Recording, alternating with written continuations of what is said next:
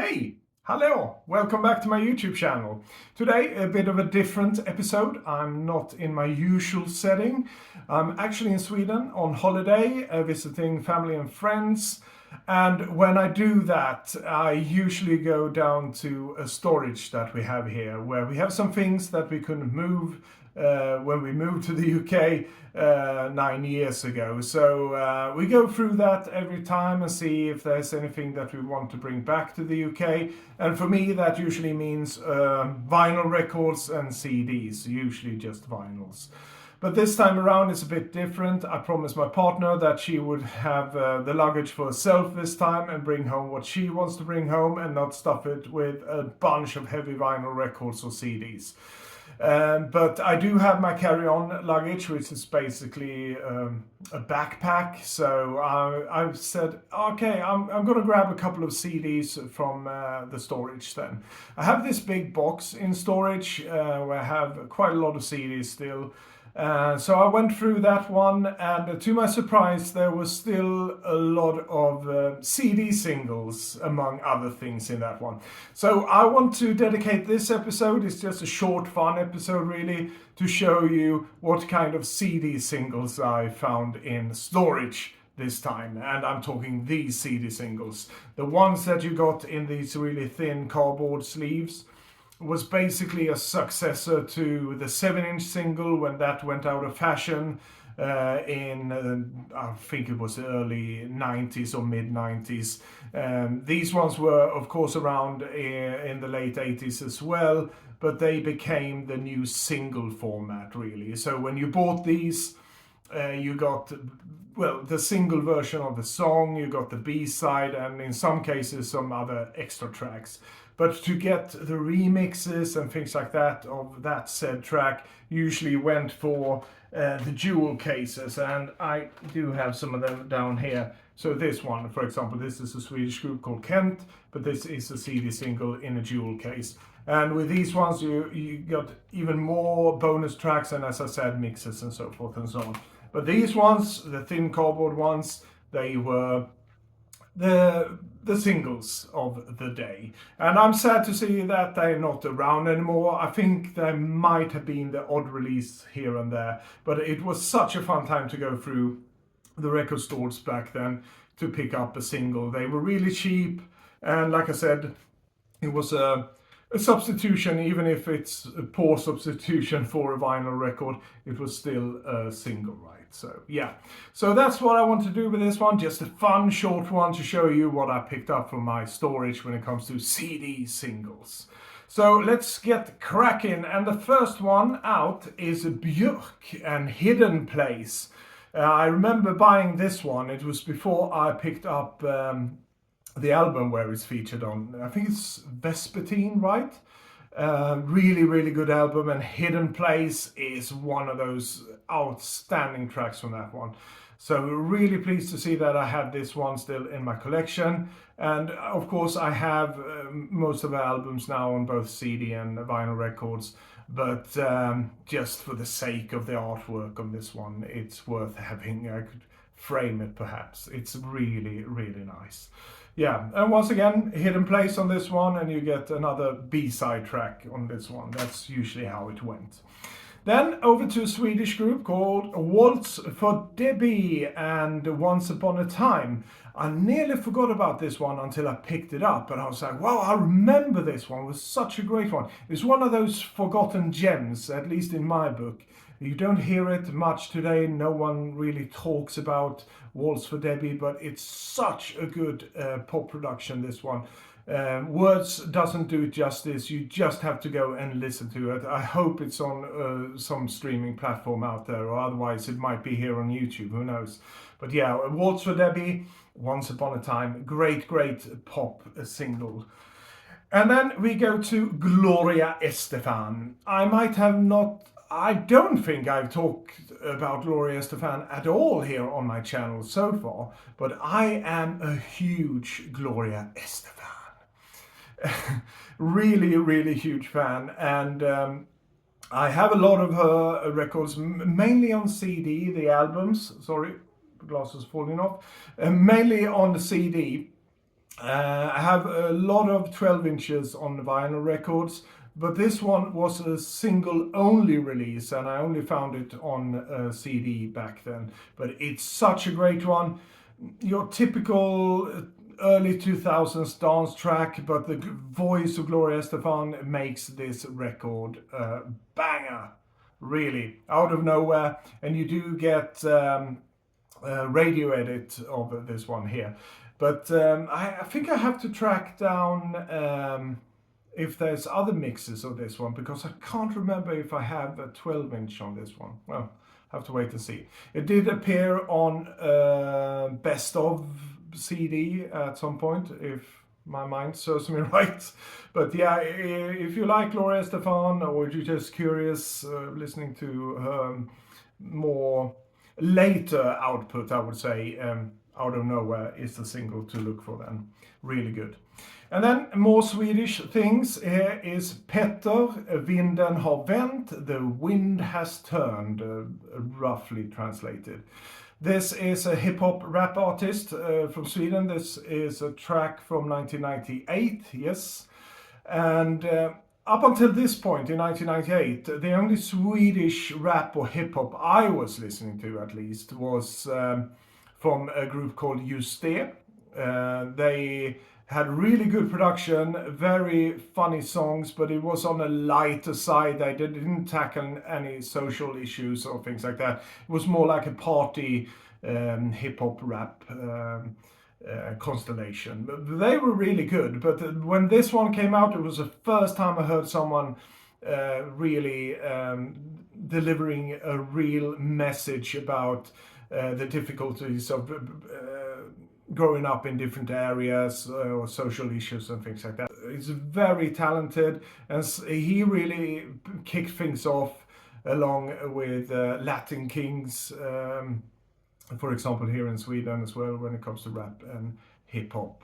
Now it's even bigger than ever here in Sweden, but this was a beginning, at least for me. Really good. Petter.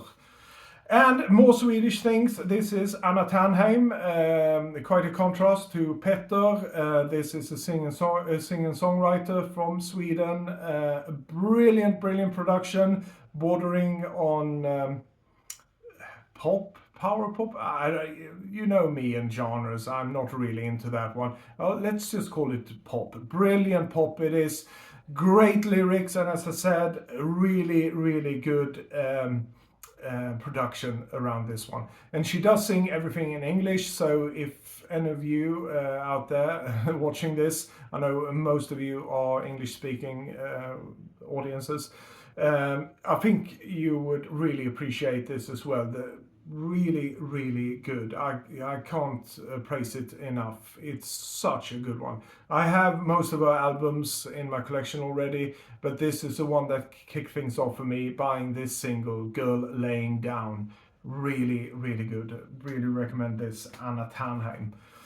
And then one of my favorites, Susanne Vega, When Heroes Go Down. I bought this in connection with the album that was out at the moment, at that time, 99.9 Fahrenheit degrees. This one is of course featured there. And with Susanne Vega, when it comes to singles, you only get the album version really of the track, but as a bonus, we're always treated to something unique as a B-side, so to speak. We can't really call it B-side here, but then as an extra track. And it was usually a live track of some earlier songs, and this one is no exception. It got Night Moves on the B-side. And that's why I bought Susanne Vega singles, really. Not because of the A-side. It's usually because of the live tracks that we were offered with the different formats. CD singles, 12 inches, 10 inches, and so forth and so on. Really good one, When Heroes Go Down.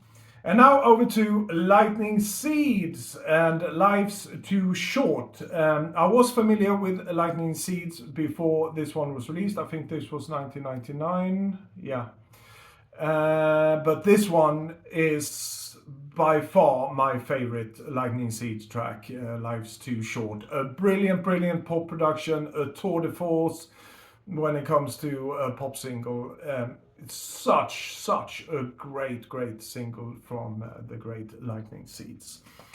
And now over to what some people may refer to some corny pop music or just music in general. This is Sixpence None the Richer, This Kiss. Or Kiss Me, sorry. Really good. I loved the track when it came out, still do, and you might call it a bit of a bland track. It sounds like something taken from a romantic comedy from the 1990s, but it's just the harmonies, the melody, the voice. It's just all of those in combination with each other that makes this one such an enchanting record, really. I love it in all its Cornishness, if that's even a word. Yeah, I know some people might call it corny, but I love it. I love this. And staying on that topic, Jennifer Page Crush. Yeah, you might call it silly, corny, whatever, but I love this one. Just the brilliant voice of Jennifer Page, the production around the whole thing, you can't go wrong with a pop single like this. And this is a bit of a curious one, because I mentioned before you usually don't get dance mixes and things like that, but you do get a dance mix on this one. And I vaguely remember it's just like they put on an extra drum machine on top of the original track. And as you can see, it's actually shorter than the original one, which is a bit different when it comes to mixes, because they're usually longer. But yeah, I'm here for the original Jennifer Page Crush. And as a contrast, we now go to the Shaman or the Shaman. This is Destination Escaton, and this one, even if it's housed in a cardboard sleeve, has a lot of remixes on it. And when I bought this one, I bought it primarily for the brilliant hard floor remixes. There's a vocal one and it's an instrumental one. Really good remix of a track that was good from to begin with. The Shaman or the Shaman. And now some 80s stuff. This one I do remember fondly, one of my favorite singles from the late 80s. Eight Wonder, I'm Not Scared. And this one I have on the vinyl. I think I have it both on 7-inch and 12-inch, but this was the first one I bought. This was a CD version. And if you see down here, it says 3-inch single with free adapter. Wow, that was a thing back then. It's housed in a 5-inch sleeve, but if we open it up, we should see an adapter, but no, there's nothing here. Hardly anything sounds in there. So I had to pull it out, and to my horror, this is what I was met with. I don't know what happened. It's not in here. I couldn't find it in the box, so it must have happened during one of the several moves, perhaps during the 90s, who knows. But it's sad. But like I said, I have other copies of this one. But yeah, I'll still keep the wonderful cover of this one. Perhaps I'm going to frame it, have the beautiful Patsy Kensit there on my wall, who knows. But you know, yeah, it's still, I kept the original shrink wrap here as well. I usually don't do that, but it's still on here, so I just have to peel it off really slowly. And like I said, perhaps frame it. But yeah, now back to the song. It's a brilliant one, of course, written and produced by the Pet Shop Boys. So yeah, can't go wrong with this one, but I'm a bit sad about this. Yeah, that's life. And speaking of 3-inch singles, I had another one that I picked up. This is Belinda Carlisle, La Luna. And I have this one on a 12-inch record as well, but I forgot that I actually picked this one up at the same time. I probably bought it because it's such a weird format, right? A 3-inch single. And this one, thankfully, is intact. And I think, and you have to correct me if I'm wrong, but I think this originated in Japan, where the idea was that you're going to grab a bunch of these singles, you can have them in your jack pocket or bag or whatever when you went out with your Discman listening to music, so you can have a bunch of different records to listen to. So, but this one I picked up in Sweden back in the day, and there wasn't many of them around. I remember I have a couple of them back in UK as well. It's Frank Goes to Hollywood Records, and I think there's a Propaganda one as well on a 3-inch record. But they weren't really that popular here in Europe, at least. But yeah, glad to have this one. And actually, there's 3 tracks on this one. There's La Luna, the album version, and then there's an extended dance mix as well, and a 12 dub mix, all housed on a 3-inch CD. So yeah, that's Belinda Carlisle. Speaking of Pet Shop Boys, 2 cardboard CD singles here, Before and Sea Vida sorry about the pronunciation, that's the way life is. I always love Pet Shop Boys, and I have these tracks, of course. There's no remixes or anything like that on these ones, but they always had really good B-sides, so that's probably why I picked them up. But since then I picked up all the albums and so forth and so on, so I have all these tracks already. But just once again, for the sake of the covers, just look at this Sea Vida, That's Why Life Is, that cover. I don't know how good it comes through here on the camera, but it's a spot varnish on it. Such a beautiful cover on that one. Both of them are really nice. They always had really nice covers. So yeah, glad to have these still in my collection. And now to the last batch here. This is something from 1998. It's Echo Beats. And as you can see up here, it says the dance version of the song in the Nike ads. Yeah, that was the thing back in 1998. Big Nike ads. They played this song in the background. They were playing football in Brazil. And yeah, it was just very exotic. And the song, Mas Que Nada, and you have to excuse me if I have any Portuguese listeners out there. Yeah, that's my best pronunciation. I'm sorry.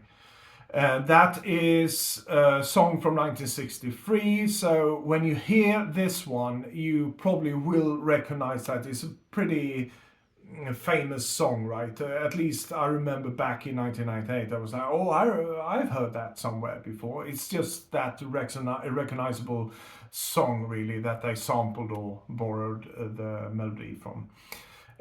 What they did here, of course, they did what we did in 1998, put a house piano on it, and it's very upbeat and all of that. So it's a bit dated when it comes to the production overall, but I think with the original song being involved in this from 1963, that makes the song. It's a bossa nova samba kind of thing. It's very summery, so very fitting for this time of year, right? Yeah, so very pleased to have found that one as well. And now over to the 2 last CD singles. The first one, Kylie, of course, with Spinning Around. And this one, just like so many others, I bought just before I bought the album where it's featured on, which was called Light Years. This one does include Spinning Around, the single mix probably. Cover Me With Kisses is the second song. And then the third track on this one is a video for said song. And that was something that happened a lot in the 90s when you bought these singles. Not so often with the cardboard ones. Usually it was on the expanded jewel case form variants, I would say. But this one actually does include a video as well. But they do tell us here on the back that you have to have a compatible Mac or PC to play it with on a CD player in that said Mac or CD or PC. So yeah, but nice. I love Kylie, of course. So. And last but not least, Britney. of course, Britney Spears' Oops, I Did It Again from 2000. And this is my first Britney record that I bought, and it would take a couple of years before I bought the next one. This was the only standout track to me really on the album. I think it was called Oops, I Did It Again, right? So yeah. It wasn't until Toxic that I really got interested in her. But when Oops, I Did It Again came along, I wasn't alone in this. It was a big, huge hit for her, and with accompanying video, very funny and all of that. Yeah, so I have to have it in my collection. It's a bit of nostalgia as well. 2000s nostalgia. You get the album version and the instrumental version on this one. That was it. That was just a short video that I wanted to do because I think it's so fascinating with these CD singles. And I do miss them quite a lot, going into record shops and rummaging through them and pick them up next for nothing, go home, listen to them, perhaps smell the covers, read the covers or whatever. That goes for any physical format really, but it's just the way it is. We can still listen to singles today, it's just digital, we can't really feel them. Yeah, so that's just a short video here from me. I will be back soon in my normal environment with more thrilling videos for you guys. But thank you for watching yet another video with me. And until next time, you all take care of yourself. And as usual, adieu.